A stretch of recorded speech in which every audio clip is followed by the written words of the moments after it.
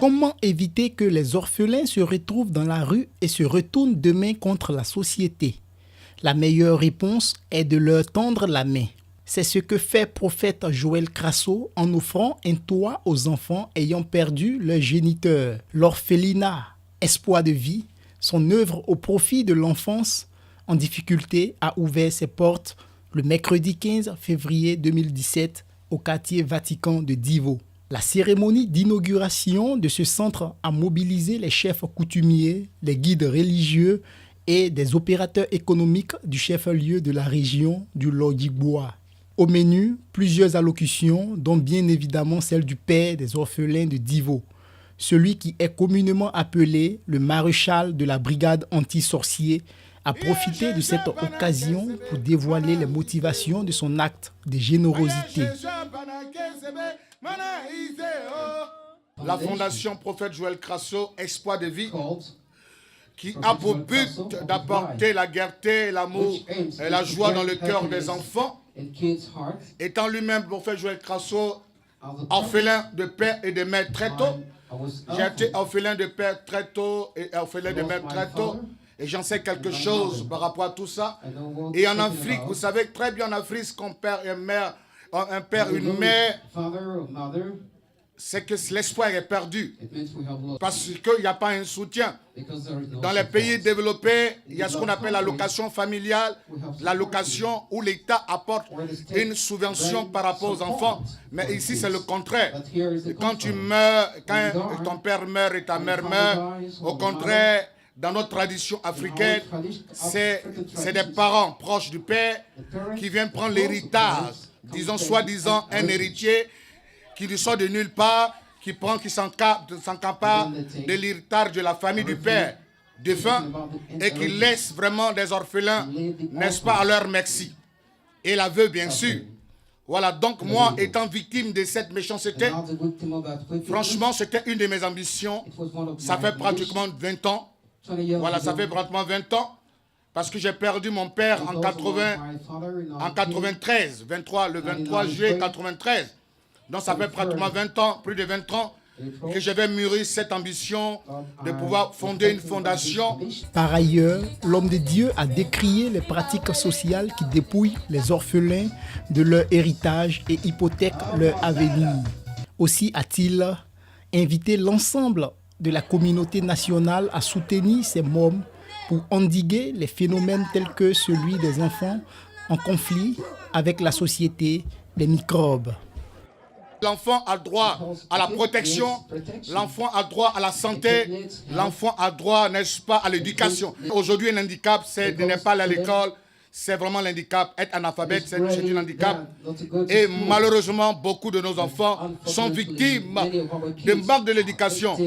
Voilà, donc Dieu m'a mis à cœur, ça fait plus de 20 ans, de mettre une fondation en place. C'est mon rêve.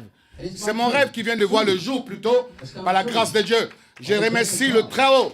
En outre, le premier responsable du ministère de la Compassion des âmes, MCA, a réaffirmé sa foi en un avenir radieux du continent africain. Si j'ai fait le tour du monde, je pouvais rester aux États-Unis, je pouvais rester en France, je pouvais rester en Allemagne, je pouvais rester dans les pays développés pour me faire des propres affaires.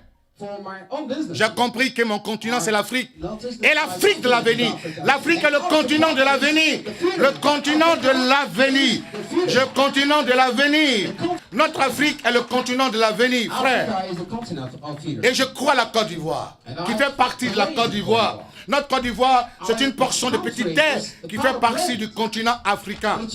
Je crois à cette Côte d'Ivoire qui doit se réveiller, qui doit apporter un plus. Moi, en tant que citoyen ivoirien, et en plus un citoyen africain, Dieu m'a mis à cœur d'être un agent de développement. Parce que mettre un enfant à l'école, c'est d'apporter le développement à une nation. Parce que l'enfant qu'on met aujourd'hui à l'école, il sera le cas de demain. Il sera le cas de demain. Bien-aimés frères et sœurs, on n'a pas besoin d'une fortune. On n'a pas besoin d'une fortune. On n'a pas besoin de milliards pour apporter une aide à un enfant, pour apporter quelque chose à quelqu'un. Frère, c'est une question de est-ce qu'on a compris Dieu? Parce que quand on comprend Dieu, on a l'amour de son prochain. L'orphelinat Espoir de vie, le premier centre du genre dans la région du Lodjibois, héberge une centaine de pensionnaires quand 400 autres sont logés dans des familles soutenues par la Fondation Prophète Joël Crasso. Bâti sur 2 niveaux, il dispose de toutes les commodités pour l'épanouissement physique, intellectuel et physiologique des enfants. Il s'agit entre autres de bureaux, de chambres, d'une infirmerie, d'une cuisine, de salles d'études et d'espaces de loisirs et de détente. Les enfants, les veuves et quelques leaders d'opinion de la localité n'ont pas manqué d'exprimer leurs félicitations et leur reconnaissance au prophète Joël Crasso. Cela vient d'un homme de foi et pas n'importe lequel, un prophète. Alors ça nous interpelle tous que celui-là, il a vraiment l'onction de Dieu. Il sait ce pourquoi il est prophète. Parce que tous ceux ou toutes celles qui rendent les enfants heureux, Dieu le rend heureux. C'est parce qu'il a une onction. Il a reçu quelque chose de Dieu qui s'est investi. Et nous, fils de Divo, 4 de Divo, nous avons le droit et le devoir de les soutenir. Notre papa, le prophète Joël Crasso, qui s'est souvenu des orphelins et des veuves de cette ville d'Ivo. Papa, que Dieu te bénisse. Que Dieu bénisse ton ministère. Que Dieu t'élève vraiment. Que tous tes ennemis échouent au nom de Jésus.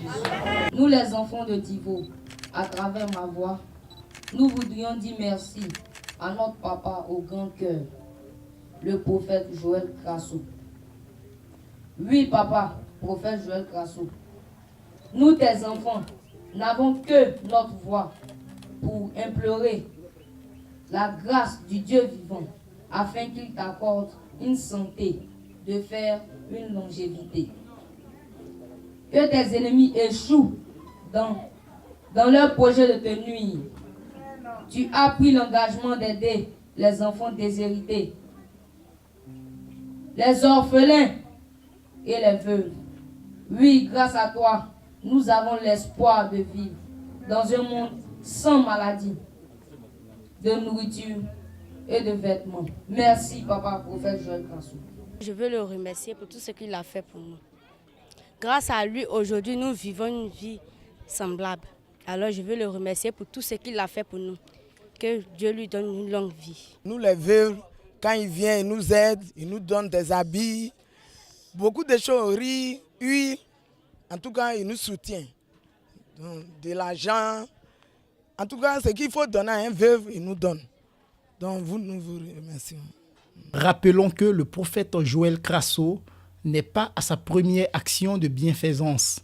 Par le biais de sa fondation, il apporte des vivres et soutient financièrement 90 veuves du département de Divo. À chaque rentrée scolaire, ce sont 500 enfants qui prennent le chemin des classes grâce à l'appui de cet homme de Dieu.